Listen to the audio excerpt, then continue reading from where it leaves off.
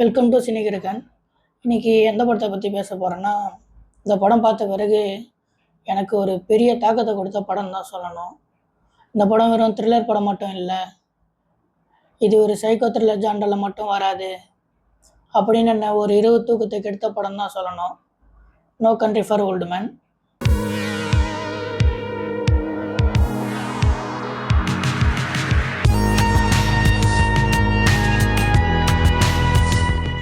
இந்த படம் எனக்கு 2 விதமான பார்வையில் நான் இதை புரிஞ்சுட்டேன்.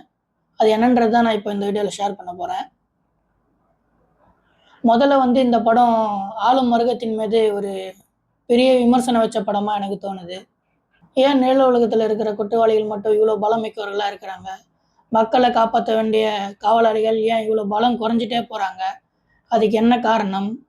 அறிவியல் கண்டுபிடிப்புகள் கூட குற்றவாளிகளுக்கு உதவுதே தவிர மக்களை காப்பாற்ற வேண்டிய காவலாளிகளுக்கு எதுவும் உதவ மாட்டேங்குது. அறிவியல் கண்டுபிடிப்புகளை குற்றவாளிகள் அவ்வளோ சுலபமாக பயன்படுத்துகிறாங்க. அவ்வளோ சுலபமாக ஆக்சஸ் பண்ணும் போது ஏன் காவலாளிகளால் அது முடியலை?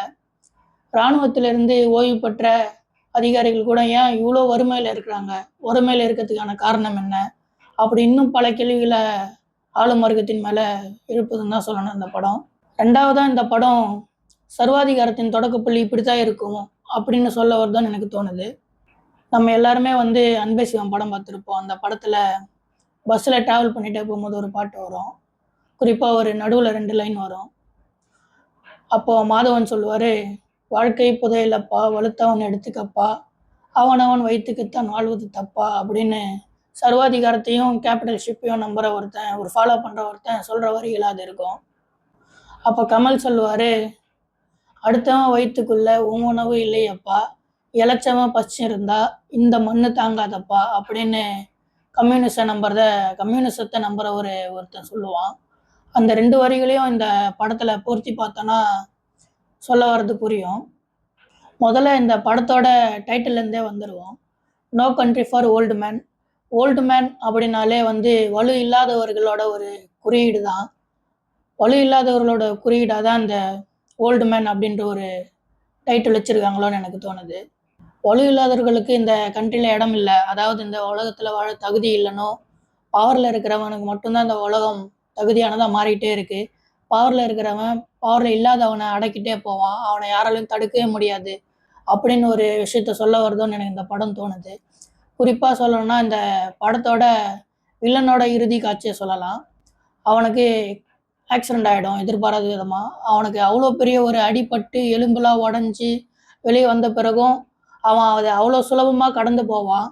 அது ஒரு சர்வாதிகாரத்தின் உச்சமாக தான் எனக்கு தோணுது. அவ்வளோ பலம் மிக்கவர்களாக சர்வாதிகாரம் மாறிட்டே போகிறாங்க, அவங்கள யாராலையும் தடுக்கவே முடியாது. அவன் என்ன பண்ணாலுமே காவலாளிகளும் சரி, பவரில் இல்லாதவனும் சரி, அவனை தடுக்கவே முடியாது, அவன் நம்மளை ஆண்டுகிட்டே இருப்பான் அப்படின்னு சொல்ல வருதோன்னு எனக்கு தோணுது. எக்ஸாம்பிளுக்கு சொல்லணும்னா, நம்ம வில்லன் இந்த படத்தில் கொல்ற ஆளுங்க முக்கால்வாசி பேர் வலு இல்லாதவர்கள், அதாவது ஓல்டு மேனாக தான் இருப்பாங்க. அதுதான் சர்வாதிகாரமும் செய்யுது. இந்த உலகத்தில் சர்வாதிகாரம் அப்படி தான் எளிய மக்கள் மேலே அதோட கோபத்தை வெளிப்படுத்துது.